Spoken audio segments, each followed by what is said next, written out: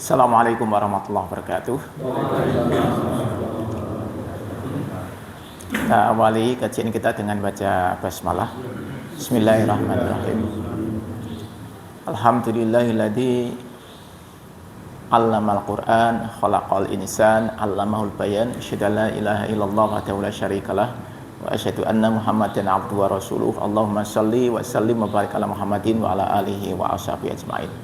Puji syukur kita haturkan kehadirat Allah SWT yang membangunkan pagi kita dalam kondisi sehat, diberikan kita kemudahan untuk sahur dan melaksanakan ibadah sholat subuh berjamaah di masjid ini. Insya Allah kita lanjutkan dengan dzikir dan juga tholabul ilmi. Mudah-mudahan hari ini Allah berikan kita kekuatan untuk bisa melaksanakan ibadah Ramadan dengan baik, dan hari ini lebih baik daripada hari-hari sebelumnya. Salawat dan salam kita sampaikan kepada teladan kita Rasulullah Muhammad Sallallahu Alaihi Wasallam, keluarga, sahabat dan seluruh pengikutnya yang istiqomah mengikuti sunnahnya. Ini ibu-ibu kira-kira bisa baca di depan enggak? Hah? Kalau ketutupan dibuka. Yang ini digeser sih. Enggak, itu lah dibuka sedikit biar.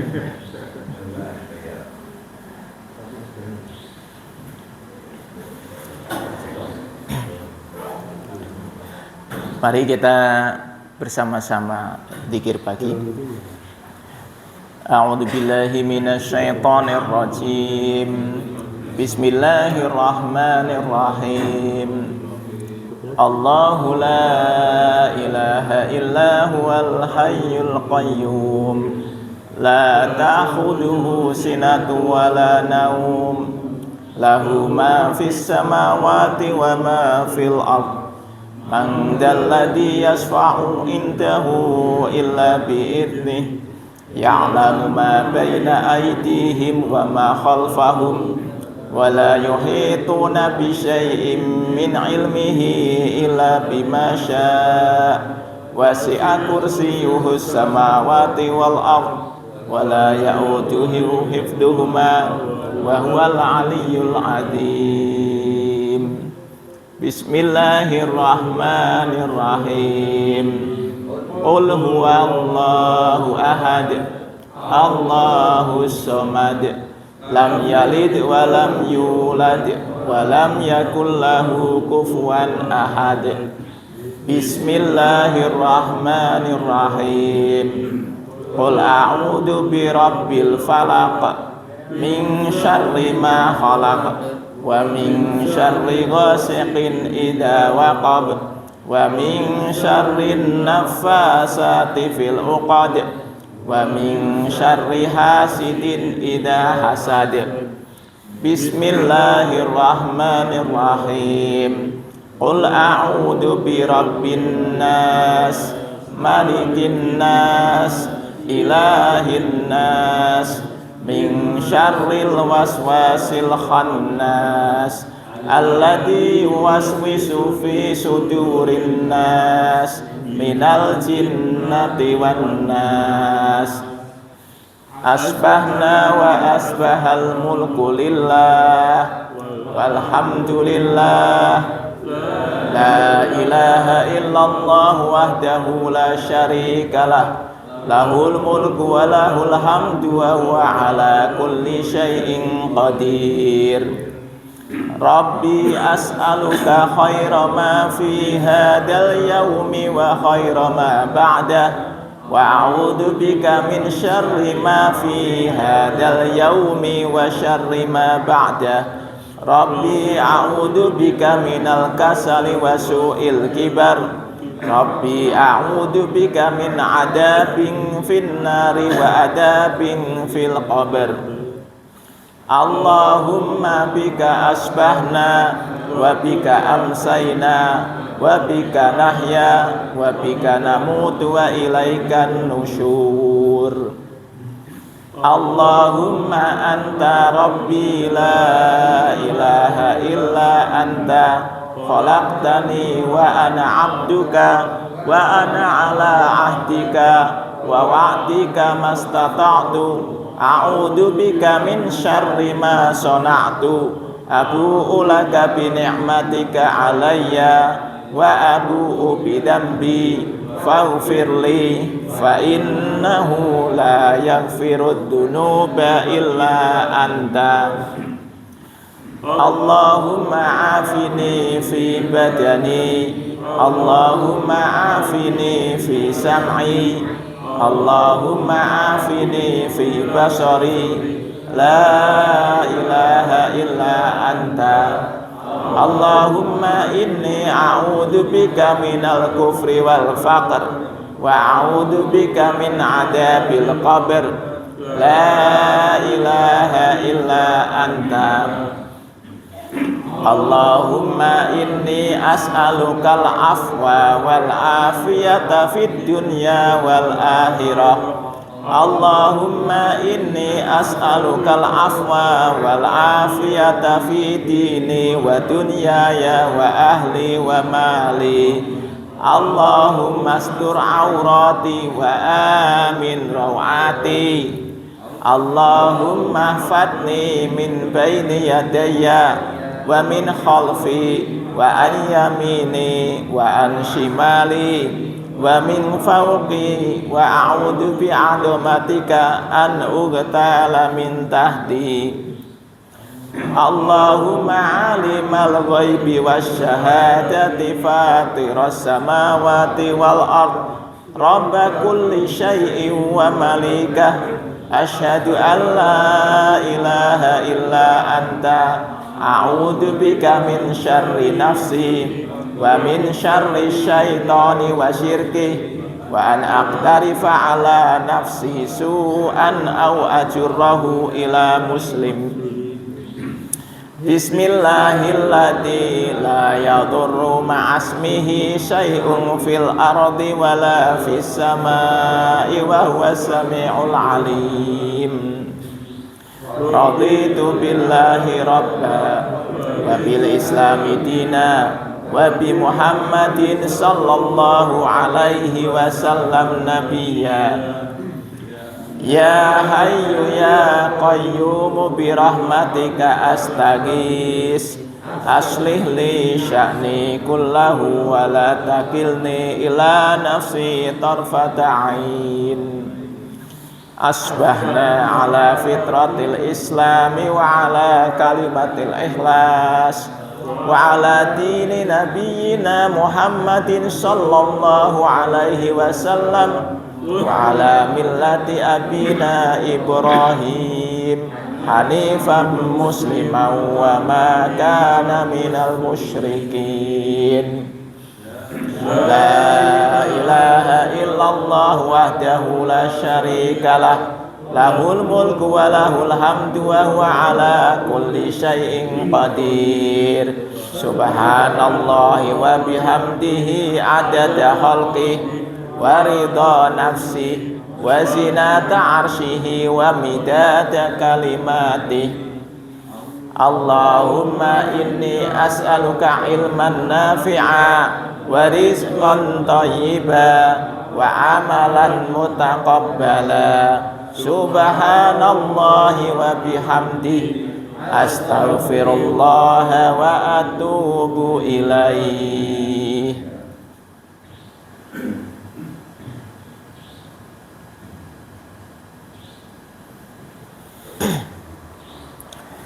Kita lanjut kajian Al-Hikam kita sampai ke pasal 44.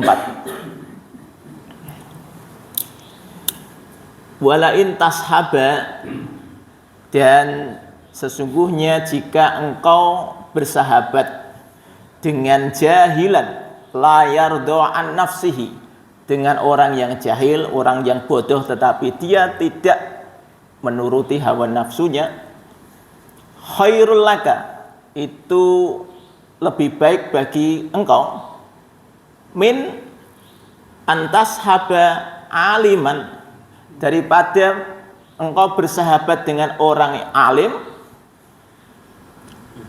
yardo an nafsihi, tetapi dia memperturutkan hawa nafsunya. Fa'ayyu ilmin li alimin, di mana ilmunya alim itu, fa ayyu ilmin li alimin yardo an nafsihi, di mana ilmu dari orang alim tadi yang memperturutkan hawa nafsunya. Wa ayyu jahlin li jahilin la yardo an nafsihi, dan di mana kebodohan dari orang bodoh yang tidak memperturutkan hawa nafsunya. Nah, jadi kita masih membahas tentang nafsu. Ya, kemarin kita kan di pertemuan sebelumnya kita sudah membahas bahwa kenapa kita berpuasa? Ya, salah satunya adalah bagaimana kita mengendalikan nafsu kita. Nafsu itu macam-macam bentuknya. Ada, kalau ini secara fisik kita puasa, itu mengendalikan nafsu makan sama nafsu syahwat. Ini kan. Tapi nafsu yang lain ada enggak? Ada. Nafsu ingin dipuji orang, yaitu yang kemudian masuk ke dalam riya. Nafsu ingin mendapatkan jabatan, ingin mendapatkan harta. Ini nafsu-nafsu yang lain. Nah, betapa banyak orang yang memiliki ilmu, yang di sini disebut sebagai alim, artinya dia memiliki ilmu. Ilmu itu macam-macam, ya kan?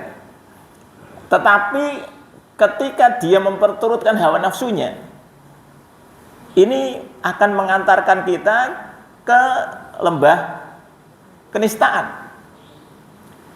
Maka Syekh Ibnu Athaillah mengatakan, jika engkau berteman dengan orang yang bodoh tapi tidak mengikuti hawa nafsu, itu jauh lebih baik daripada kamu berteman dengan orang yang pinter tapi mengikuti hawa nafsu.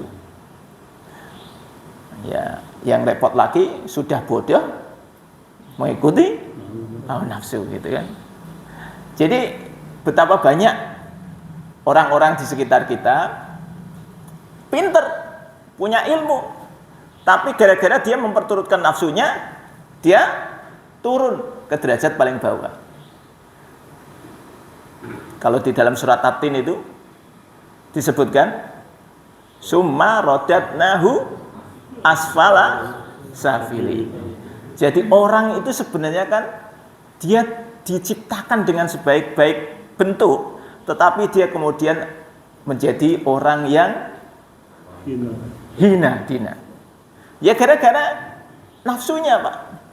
Nah, kita ingatkan Nabi Adam alaihissalam, dia keluar dari surganya Allah gara-gara nafsunya. Nafsu penasaran, ini pengen ini. Di mana kemudian iblis ini kan, kalau kita melihat, kita bicara tentang sejarah ya. Pertama yang keluar dari surga itu iblis. Gitu ya. Iblis keluar dari surga karena nafsunya, dia merasa dirinya lebih baik, sehingga dia pengen justru dia yang dihormati daripada Adam. Ketika dia diminta menghormati Adam, dia tidak mau. Itu nafsunya, Pak. Nafsu tidak mau tunduk, itu kan nafsu. Sehingga dia kemudian keluar dari surga. Yang kedua, Adam itu keluar dari surga. Kenapa? Karena mengikuti nafsunya. Meskipun ada bisikan iblis, gitu kan. Jadi ini kan bertemunya antara bisikan setan dengan nafsu klop, Pak. Meskipun ada bisikan setan, tapi nafsunya dia bisa mengendalikan, nggak jadi. Contohnya apa? Ya, contohnya kisah Nabi Yusuf. Ya. Kisah Nabi Yusuf itu menunjukkan ini antara Yusuf dengan si Zulaiha, istri raja itu, udah di dalam kamar, itu kan. Zulaiha itu bukan perempuan sembarangan, perempuan yang cantik, gitu kan. Nah, sudah godaannya ada. Apakah kemudian Nabi Yusuf mau melayani? Ya tidak. Kenapa? Ya karena tadi bisa mengendalikan nafsunya. Kalau kita ingat kisah Rasulullah tentang ada 3 orang pemuda yang terjebak di dalam gua. Pernah dengar ceritanya? Iya. Iya kan? Nah, kita coba perhatikan itu. Ini 3 orang pemuda yang masuk di dalam gua. Terus tiba-tiba ada batu besar menutupi pintu gua. Bisa keluar? Enggak bisa. Maka mereka sepakat kita hanya bisa keluar karena pertolongan Allah. Dan disitulah mereka kemudian berdoa untuk berwasilah terhadap amal soleh yang pernah dilakukannya. Apa saja kalau ingat itu amal solehnya itu? Yang pemuda pertama. Ayo. Orang tua. Ya. Jadi pemuda pertama dia kemudian berdoa, ya Allah, saya ini memiliki orang tua dan saya selalu menyediakan air susu untuk orang tua saya. Saya tidak akan memberikan air susu kepada keluarga saya yang lain, anak istrinya, sebelum saya memberikan air susu kepada orang tua saya.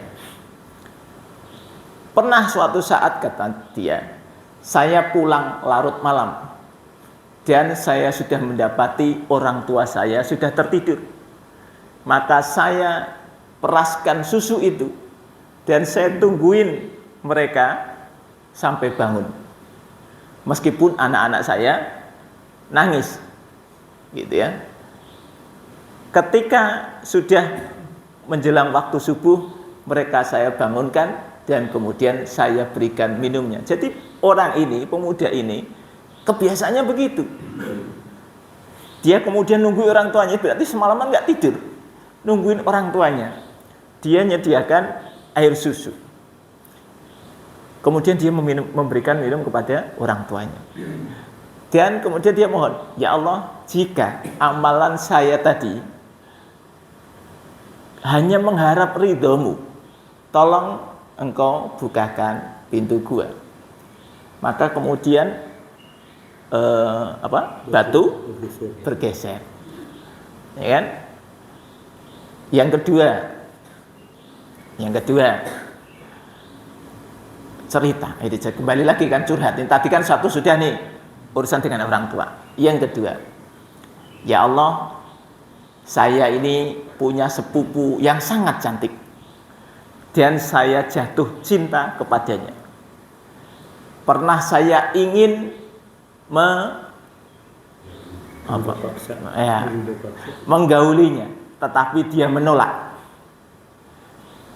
Sampai suatu saat ketika musim paceklik, dia dalam kondisi kekurangan, dia datang kepadaku minta pinjaman uang dan aku berikan dengan syarat dia mau aku gauli. Akhirnya dia menyetujuinya. Pada saat saya sudah mau mengeksekusi, itu ya, bahasanya gitu ya. Kemudian dia mengatakan, bertakwalah kepada Allah. Dan begitu dia ngomong begitu, akhirnya saya tidak jadi melanjutkan, saya tinggalkan dia dan uangnya. Ya Allah, jika apa yang saya lakukan itu karena hanya mencari ridhomu, tolong kami. Maka kemudian batu bergeser lagi. Dan yang ketiga, ya Allah, saya ini punya karyawan banyak. Satu saat salah satu karyawan saya tiba-tiba pergi saja, sementara upahnya belum diambil. Kemudian upahnya itu saya putarkan dikembangkan. Hingga suatu saat dia datang menagih upahnya. Kemudian aku katakan, ini semua upahmu. Karena dia kembangkan dengan dia beli ternak sehingga ternaknya jadi banyak.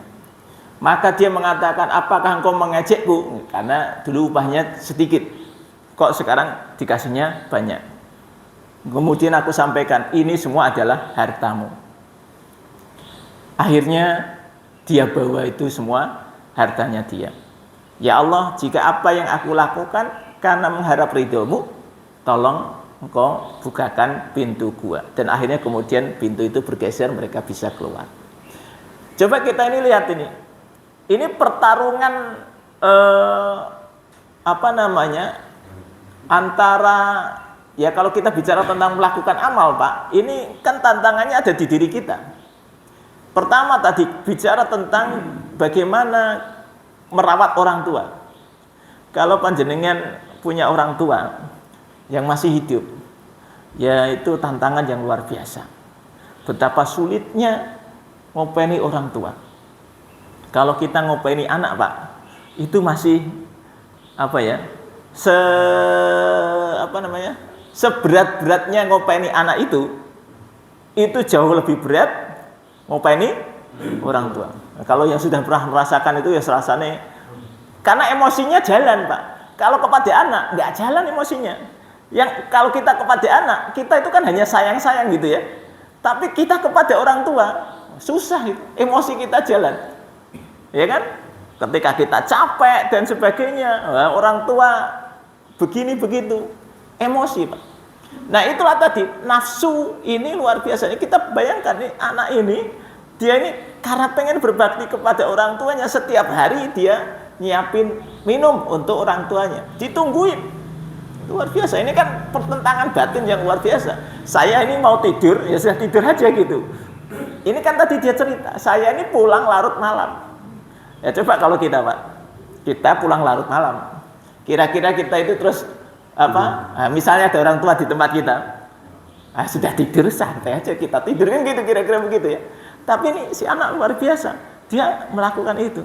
Ya ini tadi masalah nafsu, bagaimana kemudian dia bisa mengendalikan nafsu, tidak memperturutkan nafsunya untuk kemudian ya sudahlah saya tidur aja enak. Enggak. Yang kedua tadi, si pemuda dia sudah cerita, ini perempuan cantik dan saya jatuh cinta. Ada kesempatan dia untuk menggaulinya.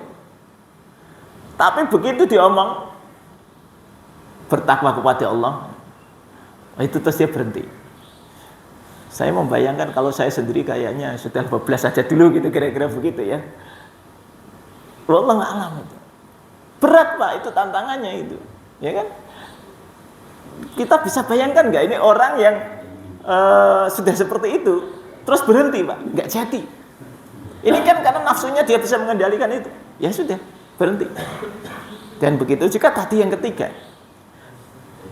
Orang ketiga ini, kalau menurut saya orang yang hebat. Bagaimana dia tadi, ini kalau kita, Pak, ya kalau kita mau jujur-jujuran, kalau kita ya, ini ada upahnya karyawan kita. Katakanlah 5 juta misalnya, ya kan? Ya sudah 5 juta ya sudah. Nanti ketika orangnya datang kita kasih 5 juta, kan selesai, ya kan? Selesai. Salah nggak? Ya nggak salah. Uang memang itu uangnya dia. Andai pun misalnya nih, Pak, uangnya ini kita kembangkan, kira-kira hasilnya kita kasihkan enggak? Ini tanyakan kepada diri kita nih, tanyakan kepada diri kita. Nafsu kita akan mengatakan, ya enggak dong, ini kan usaha kita, ya kan gitu. Nah, jadi betapa hebatnya orang ini, karena ini tadi uangnya si karyawan, ya sudah, dia kasih untuk karyawannya. Nah ini loh, Pak, betapa sulitnya ternyata untuk kita bisa mengendalikan nafsu. Tapi begitu nafsu bisa dikendalikan, dia menjadi sebuah amalan yang luar biasa.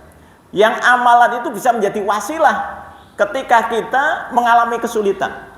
Jadi ketika kita berdoa meminta kepada Allah, boleh berwasilah kepada amal soleh yang kita lakukan. Makanya ini paling tidak kita itu kalau hidup itu punya amalan yang luar biasa gitu loh. Apa sehingga kalau misalnya kepepet, nah itu jurus itu dikeluarkan. Jurus wasilah. Ya kan? Jadi kita tuh punya amalan yang luar biasa. Wah, ini amalan saya ini luar biasa, sehingga ketika kepepet, ya Allah, saya ini amalan saya seperti ini. Tolong ya Allah, melalui amalan ini tolong saya. Kan gitu. Nah, sekarang kenapa kok kita itu nggak bisa begitu? Ya bingung kita kalau ditanya amalan apa yang istimewa. Ya sama aja gitu kan gitu. Ya kan? Nah, jadi pelajarannya ketika kita membahas tentang nafsu, kesulitan kita mengendalikan nafsu adalah nafsu itu kalau disebutkan di surat Yusuf, Nabi Yusuf mengatakan innan nafsa la'ammaratun bisu, sesungguhnya nafsu itu mengajak manusia kepada keburukan. Nafsu itu mengajak kepada keburukan. Maka tadi ada orang yang pinter, ada orang yang alim, tapi karena nafsunya, maka summa radatnahu asfala safilin. Dia jatuh sehina-hinanya. Kalau kita ini kan sudah melihat banyak peristiwa di sekitar kita kan gitu. Betapa banyak orang yang tadinya dihormati, dimuliakan, tetapi gara-gara nafsunya dia terhina. Ya kan, nafsu macam-macam tuh. Kalau di kasus kita kan banyak lah. Ada bahkan misalnya ya, orang yang sudah memiliki label yang cukup baik gitu, kelihatannya baik gitu. Begitu nanti ketemu aibnya kan sudah, oh kenapa ya? Karena nafsunya. Ada yang terjerumus karena ya tadi ini perempuan, ada yang terjerumus korupsi. Itu semua nafsu, Pak. Maka tadi kalau kita pengen berteman, ya carilah teman-teman yang enggak memperturutkan nafsunya. Kan kalau mungkin ya saya lihat di beberapa ini pergaulan, ada misalnya kalau yang jenengan di dunia ya baik di bisnis maupun di pekerjaan itu ya, tentang misalnya begini, ketika kita ngomong tentang pengen deal bisnis itu godaannya banyak, Pak. Kalau kita misalnya pengen mendapatkan proyek itu godaannya kan banyak, ya kan? Apa godaannya itu pengen mendapatkan proyek itu? Ya nanti ada deal-deal di belakang, ya kan? Ya sudahlah, yang penting itu begini.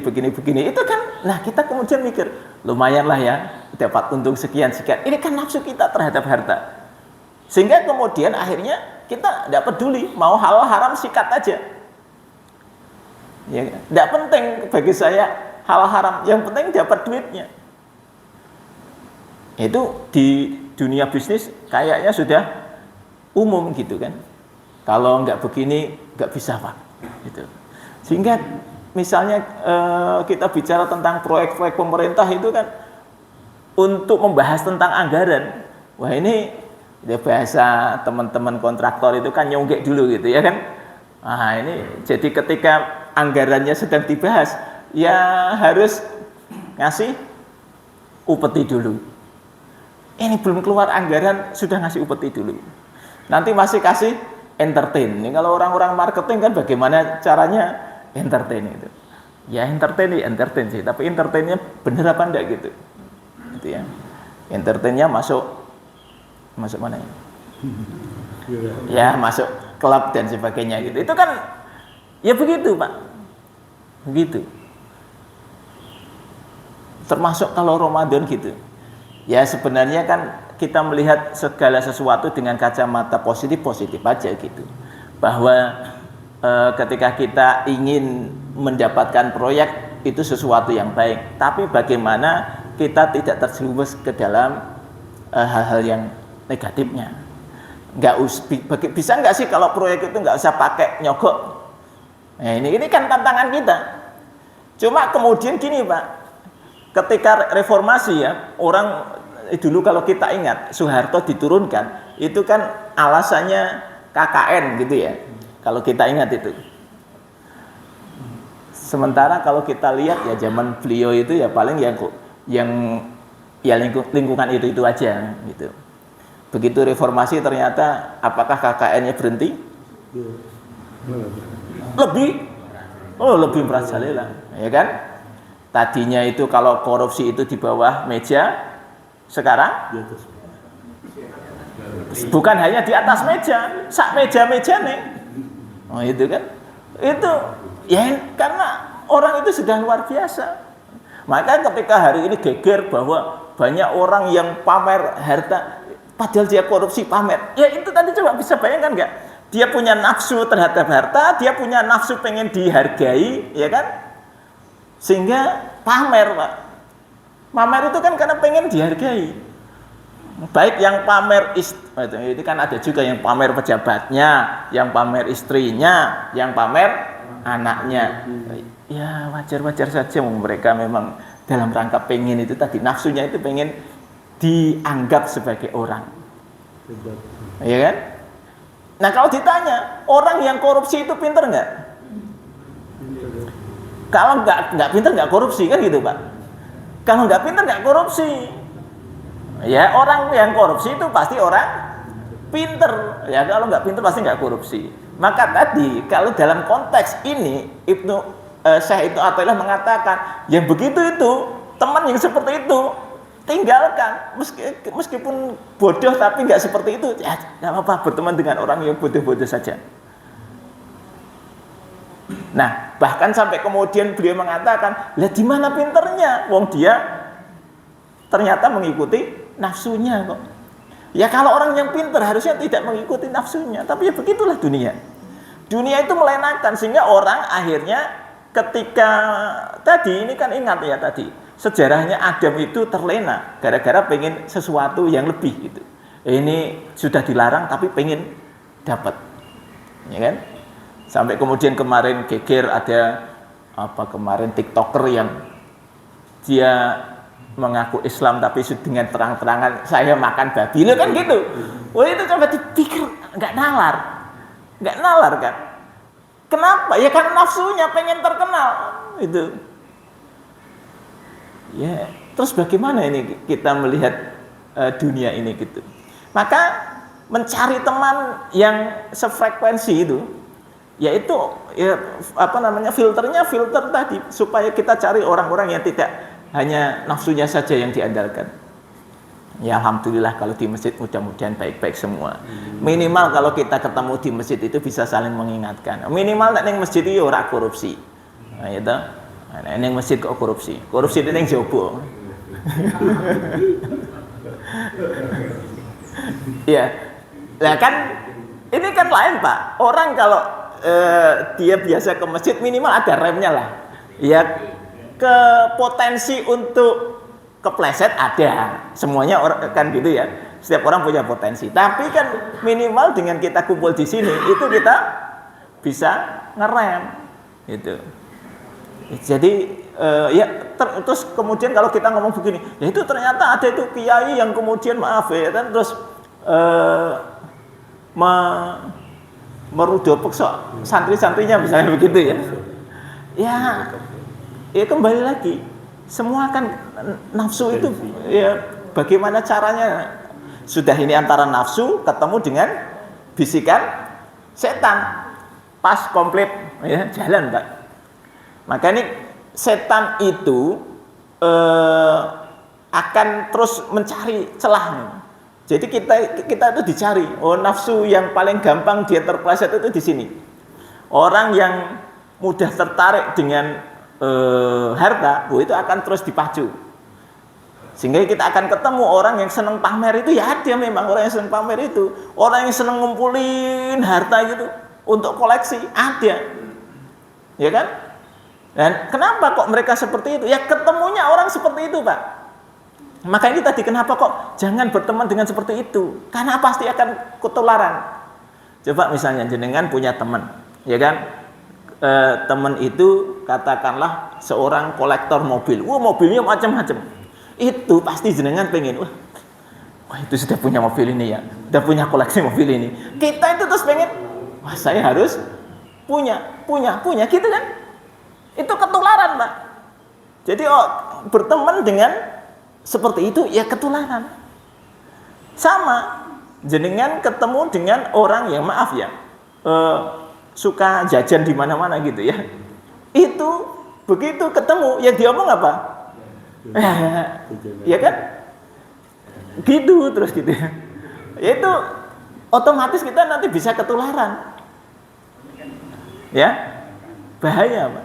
Maka jangan ini tadi lebih baik ya berteman dengan orang yang kayaknya biasa-biasa saja. Kayaknya enggak coba kalau kita lihat ya kehidupan orang yang biasa-biasa saja kayaknya ada ya santai aja gitu kan, cuma paling di desa nggak ngapa-ngapain, yang penting makan cukup gitu kan, Kayaknya hidup nggak mikir apa-apa gitu ya. Sementara kita itu di sini mikirnya macam-macam gitu yang kita pikirkan. Sementara ada orang yang santai begitu saja hidupnya, kayaknya nggak punya keinginan gitu. Ya. Masalahnya kalau itu ditanyakan kepada kita bisa nggak?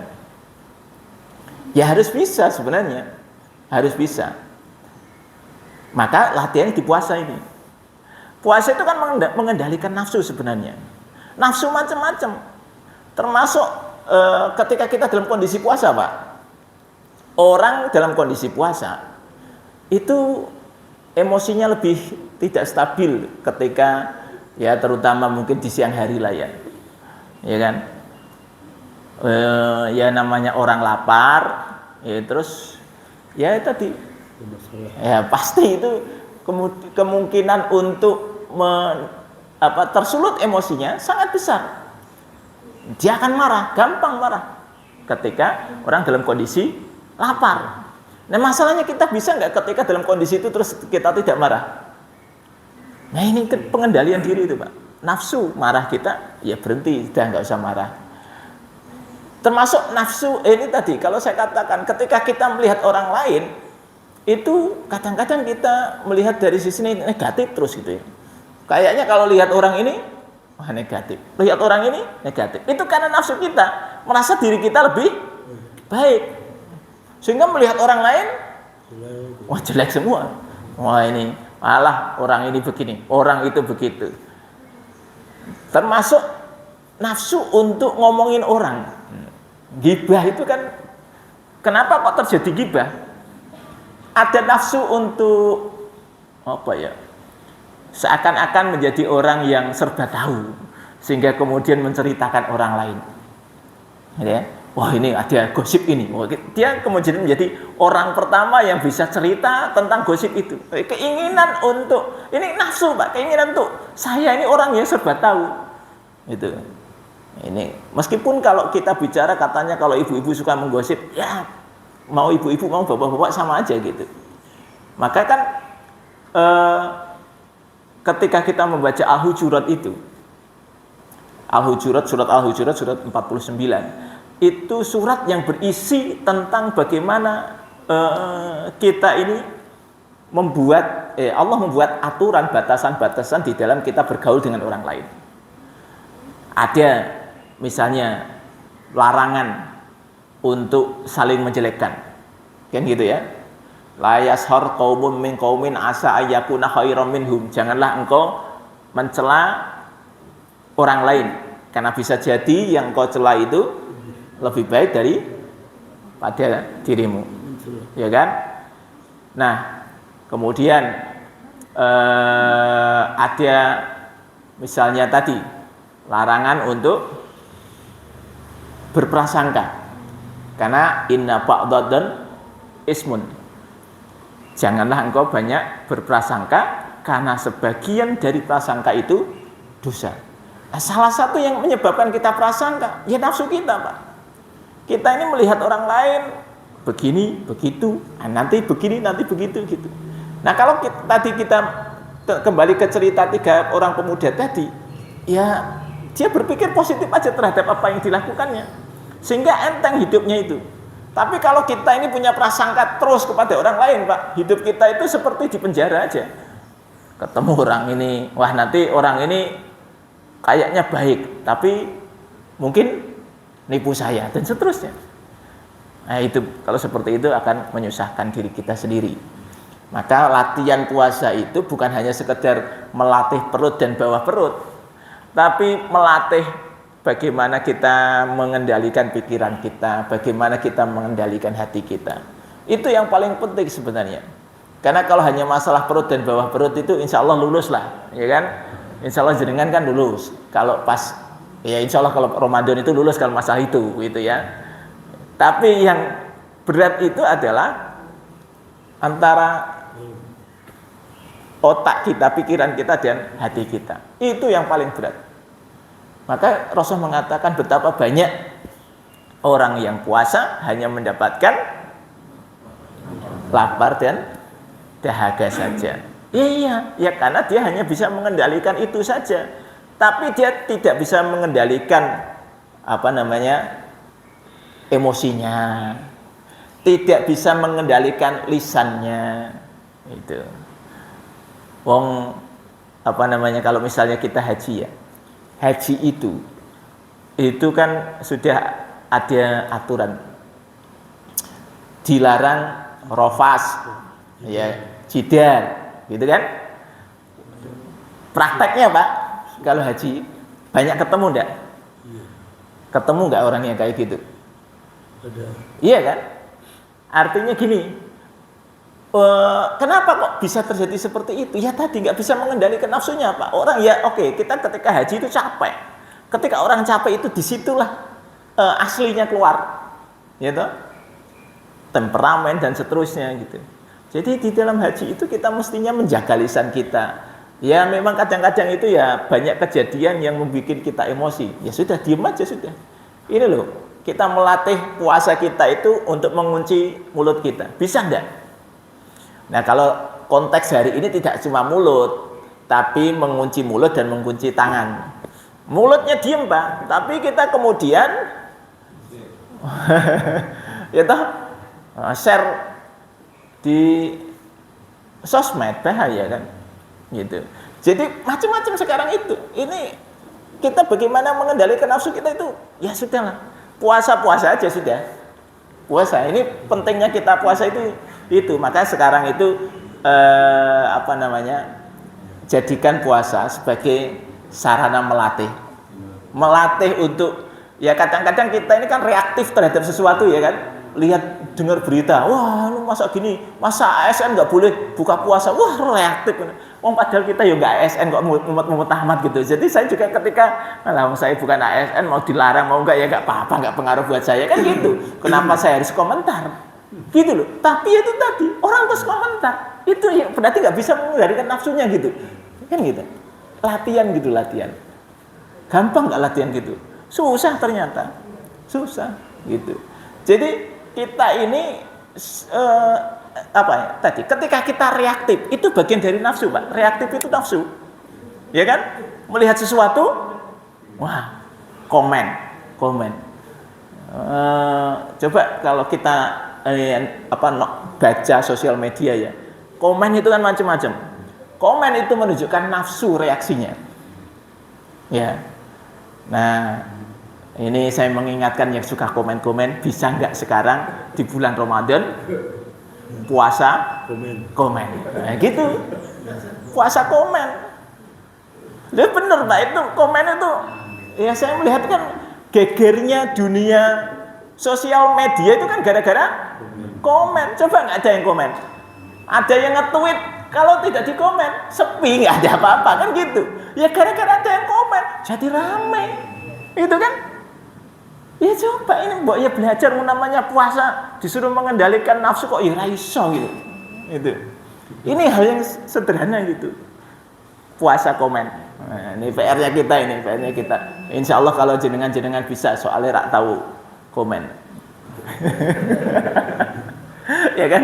Tapi ini memang penting Pak. Jadi kita nggak komen itu bukan berarti kita nggak peduli, tapi justru tadi mengendalikan itu. Kan kadang-kadang kita salah, saya kan harus amar ma'ruf nahi munkar. Ya konteksnya gimana dulu, apa kepentingannya, gitu loh maksudnya. Jangan kemudian gara-gara punya semangat, saya pengen semangat dakwah, setiap itu wah dikomen, itu ya. Dikomen kalau komennya pakai emoticon. Emoticon ya. Komen pakai emoticon. Wah, itu terus orang bacanya, wah itu nggak bener gitu kan.